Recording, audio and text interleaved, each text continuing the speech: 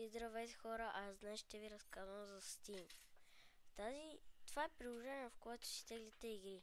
Сега ще ви кажа, ще ви предпочитам някои игри, които мен ме кефат. И сега ще ви разкажа за пътешествието, което ще бъде по другата седмица. Ще ходим на пътешествие с мои приятели, в една стая ще бъдем. Може би, не знам. Но ще ходим на пътуване. Хора, ако искате, дайте лайк, subscribe ако искате, коментирайте ми видеята. Но ако много хора не са ми виждали акаунта, моля ви се, абонирайте се. В следващото видео ще разкажа за мои любими ютубъри. Затова, моля, ако има някакви приложения, в които да стигна за игри за по-дълго време, пишете долу в коментарите или за нещо друго, ако искате да разказвам. Така, нека да започваме с Steam. Steam е едно много яко приложение, което може да си го инсталирате на телефона Тоест ще напиша долу в описанието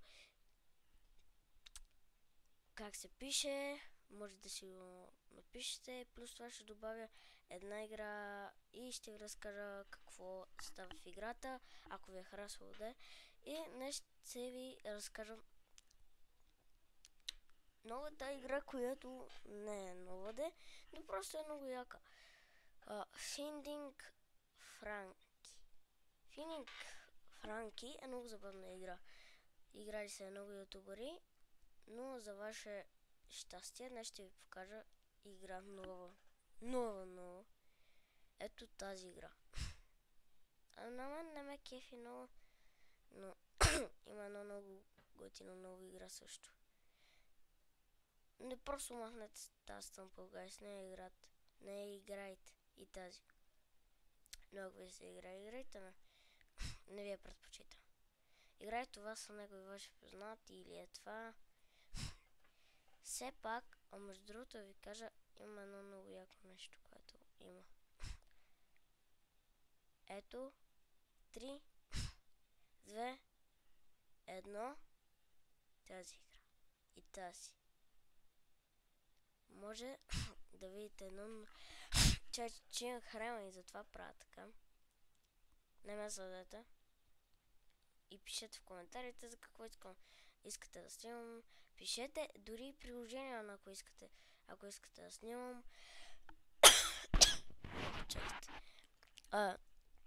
Напишете ми приложения за снимане по-дълго на видеята и напишете настройки, които искате да използвам за игри.